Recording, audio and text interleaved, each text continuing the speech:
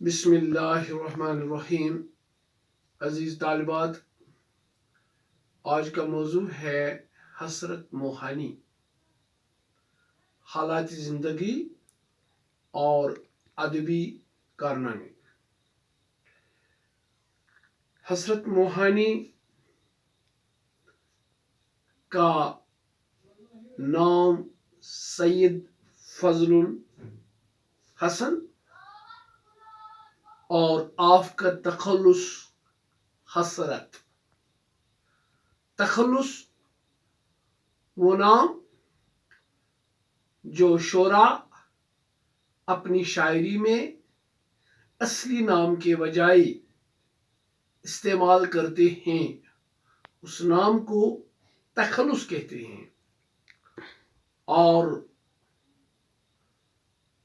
جو ادیب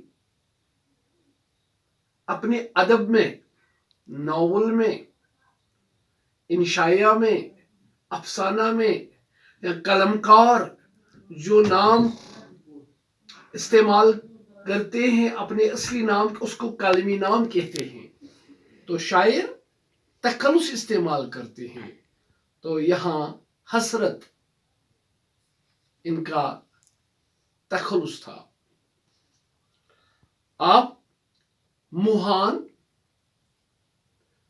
ضلع اناؤ میں 1881 میں پیدا ہوئے. اس طرح آپ کا نام حسرت موہانی پڑا. یہ ایک نسبتی نام ہے. جیسے کوئی کشمیر کا رہنے والا ہے، اس کو ہم کشمیری کہتے ہیں. پنجاب کا رہنے والا، اس کے نام کے ساتھ پنجابی آتا ہے. تو اس لیے حسرت موہانی موہان میں پیدا ہوئے تو آپ کے نام سے آتا ہے حسرت موہانی. 1881 میں پیدا ہوئے اور دستوری زمانہ کے مطابق اس زمانے میں دستور تھا کہ بچوں کو عربی اور فارسی کی تعلیم دی جاتی تھی. آپ کو بھی عربی اور فارسی کی تعلیم دلائی گئی. مولانا غلام علی موہانی سے آپ نے تعلیم حاصل کی اور بعد میں آپ نے قرآن پاک کو پڑھا اور باقی علوم جو ہے مروجہ علوم اس وقت کے تھے وہ بھی حاصل کیے. ابتدائی تعلیم کے بعد فتح پور سے انٹرنس کا امتحان پاس کیا.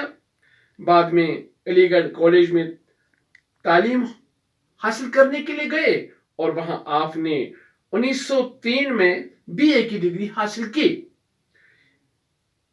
اور آپ کی طالب علمی کے زمانے میں ملاقات ہوگی سجاد حیدر یلدرم سے. مولانا شوکت علی قاضی تلمذ حسین گورکھپوری سید ابو محمد خان بہادر سے ہوئی. اور اس طرح انہی دنوں انجمن اردو مولا، جس کی بنیاد سجاد یلدرم نے ڈالی تھی، اس انجمن سے پہلے حسرت ممبر اور بعد میں اس انجمن کے سیکٹری فائز ہوئے. آپ نے رسالہ اردو مولا ہی میں انہوں نے اپنی جوشیلے تقریریں چھپائی. حسرت موہانی نے رسالہ اردو مولا میں اپنی جوشیلی تقریر چھپائی جو اس وقت کی حکومت کو ناپسند لگ گئی. حسرت کی شادی 1899 میں نشاط و نساء کے ساتھ ہوئی.